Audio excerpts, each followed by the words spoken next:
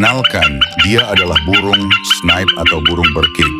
Dia dianugerahi paruh yang panjang yang fungsinya untuk menjangkau cacing yang ada di dalam tanah.